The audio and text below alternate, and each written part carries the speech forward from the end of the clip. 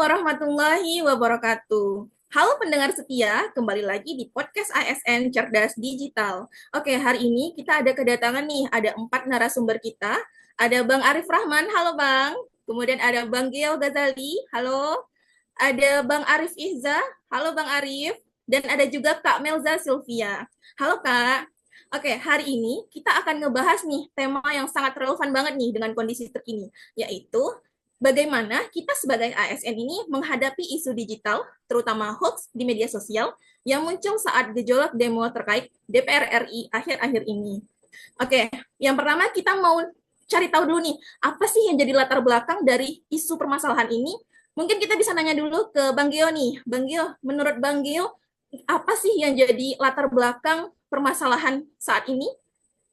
Ya, terima kasih Kak Tata. Jadi kita mulai dulu melihat dari realita di lapangan, yang mana beberapa waktu terakhir itu kita menyaksikan bahwa adanya gelombang demo besar yang menolak kebijakan dari DPR RI yang berlangsung di berbagai daerah. Ribuan orang turun ke jalan untuk menyuarakan pendapatnya. Namun, bukan hanya di jalanan aja yang ramai, tapi media sosial pun ikut ramai dengan demo, dengan banjiran postingan, video, komentar, dan narasi yang berseliweran tanpa henti. Masalahnya tidak semua itu yang video yang beredar itu benar. Dan yang terbaru ini kita juga melihat bahwa adanya potongan video anggota DPR RI yang berjoget di kantor DPR sebelum demo besar berlangsung. Hal ini dikaitkan dengan kenaikan tunjangan katanya. Tapi kan realitanya itu tidak ada sangkut pautnya dengan kenaikan tunjangan dari anggota DPR ini.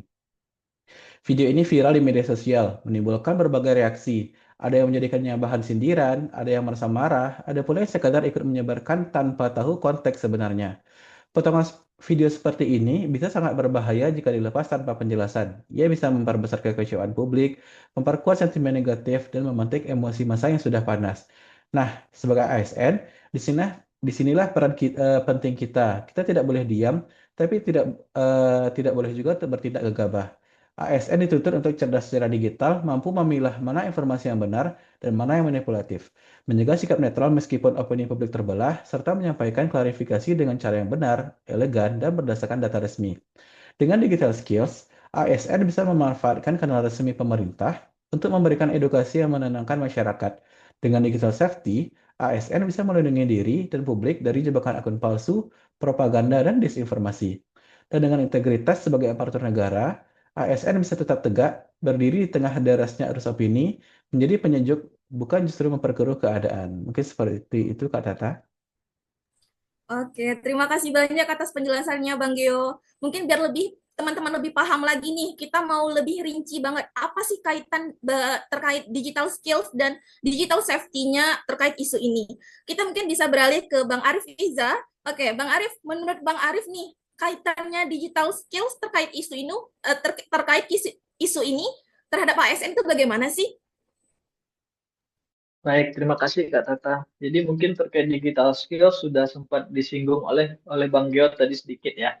Jadi kalau kita balik ke definisinya terlebih dahulu, digital skills atau kecakapan digital itu sendiri kan adalah kemampuan ASN dalam menggunakan teknologi untuk bekerja, untuk melayani publik, serta sekaligus untuk menyaring informasi. Nah, kalau kita kembali membahas terkait demo kemarin, itu ada 4 bentuk penerapan dari digital skills yang krusial yang harus kita miliki sebagai seorang ASN.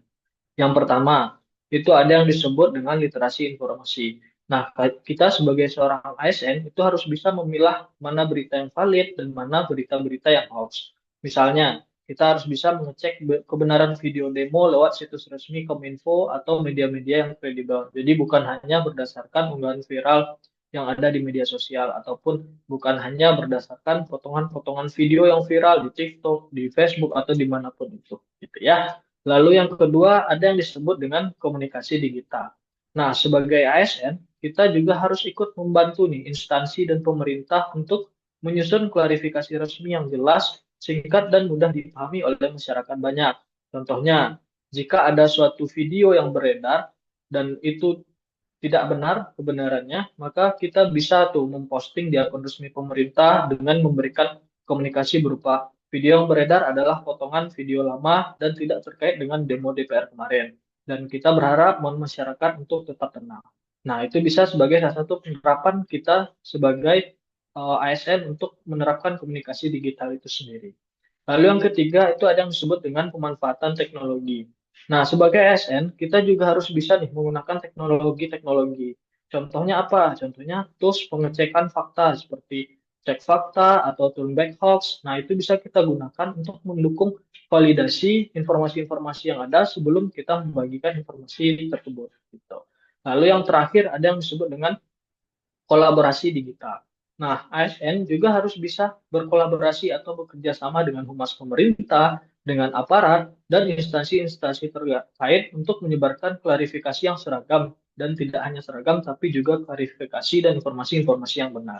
Nah, dengan adanya digital skills ini, harapannya ASN tidak hanya menjadi konsumen informasi, tapi juga harus menjadi produsen dari informasi-informasi yang benar sehingga kita bisa menjadi pemersatu bangsa. Seperti itu, Kak Tata. Oke, baik. Terima kasih Bang Arif Izza atas penjelasannya. Kita beralih nih terkait digital safety lagi. Tadi kita udah tahu gimana terkait digital skills-nya. Kita beralih ke digital safety. Bang Arif Rahman, mungkin Bang Arif bisa juga nih bantu terkait penjelasan bagaimana digital safety-nya untuk ASN terkait isu ini. Oke, baik. Terima kasih Kak Tata. Tadi sudah dibahas ya tentang digital skill-nya. Nah, untuk digital safety-nya itu digital safety itu adalah satu hal tentang keamanan digital ya. Nah, digital safety ini juga penting ya karena di era demo seperti ini sangat banyak pihak yang coba memanfaatkan data kita, akun ataupun rekam jejak kita sebagai ASN untuk kepentingan tertentu.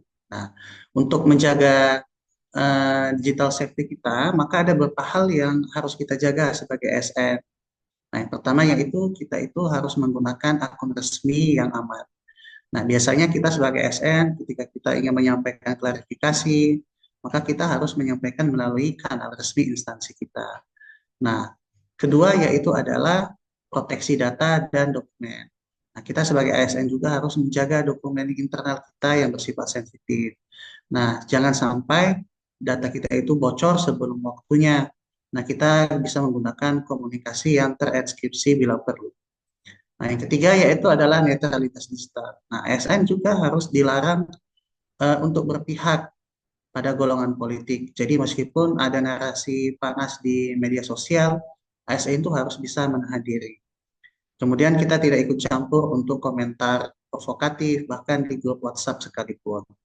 Yang keempat yaitu kesadaran rekam jejak digital. Nah, kita itu harus sadar bahwa semua yang kita unggah itu akan meninggalkan jejak. Nah, jika SN menulis sebuah status yang sifatnya emosional tentang demo, nah itu bisa saja dipakai untuk menyerang citra instansi. Nah, oleh karena itu kita harus menjaga digital safety kita agar ASN itu bisa melindungi dirinya, instansi, sekaligus data negara dari manipulasi. Kira-kira seperti itu, Kak Tata. Oke, baik. Terima kasih penjelasannya Bang Arif Rahman. Nih, biar teman-teman penonton di rumah lebih paham lagi nih terkait bagaimana penerapannya. Mungkin kita bisa beri contoh studi kasusnya ini. Kak Melsa bisa nggak bantu kasih contoh studi kasus terkait isu ini bagaimana gitu Baik, terhadap terima ASN? kasih. Ya, terima kasih Kak Tata. Tadi udah dijelasin tentang digital skill sama digital safety. Itu sangat penting sekali ya, salah satunya untuk menanggapi isu-isu yang sedang viral atau berita-berita yang sedang viral. Salah satu contohnya pada aksi demo DPR kemarin, banyak sekali video-video yang viral yang simpang siur kebenarannya. Salah satu contohnya aparat memukul peserta demo DPR, di mana seharusnya seorang ASN cerdas digital tidak harus langsung percaya dengan video viral tersebut. Kita harus memeriksa sumber resmi, membandingkan dengan laporan media kredibel, serta menunjukkan bahwa video itu mungkin saja bisa jadi peristiwa yang lama yang video yang dipotong. Eh, kita sebagai ASN juga dapat membantu klarifikasi. Salah satu contohnya menyuarakan bahwa video yang beredar tidak sesuai fakta. Itu adalah potongan video yang lama. Terus kita juga mengajak masyarakat untuk tetap tenang dan percayakan pada sumber yang resmi. Selain itu, kita sebagai ASN juga tidak menggunakan akun pribadi, melainkan akun resmi instansi untuk menyebarkan klarifikasi itu. Juga kita sebagai ASN mengamankan data internal agar tidak dimanfaatkan pihak yang ingin memperkeruh suasana. Hasil yang kita harapkan, masyarakat mendapatkan informasi yang benar, potensi konflik menurun, serta kita sebagai ASN berhasil menjaga netralitas serta kredibilitas pemerintah. Mungkin seperti itu, Kak Tata. Oke, baik. Terima kasih Kak Melza atas penjelasannya. Terima kasih kepada 4 narasumber kita. Jadi, sahabat ASN, menghadapi gejolak demo DPR RI yang penuh isu digital, kita harus cakap digital dan aman digital. Dengan digital skills, kita mampu memverifikasi, mengkomunikasikan, dan menyebarkan informasi yang benar. Dan dengan digital safety, kita mampu melindungi data, akun, dan integritas kita sebagai abdi negara. Ingat, kita ini adalah ASN sebagai pelayan publik sekaligus perekat pemersatu bangsa. Mari jadi teladan, bukan penyebar hoax. Terima kasih sudah mendengarkan podcast ASN Cerdas Digital pada hari ini. Sampai jumpa di episode berikutnya. Bye-bye. Wassalamualaikum warahmatullahi wabarakatuh.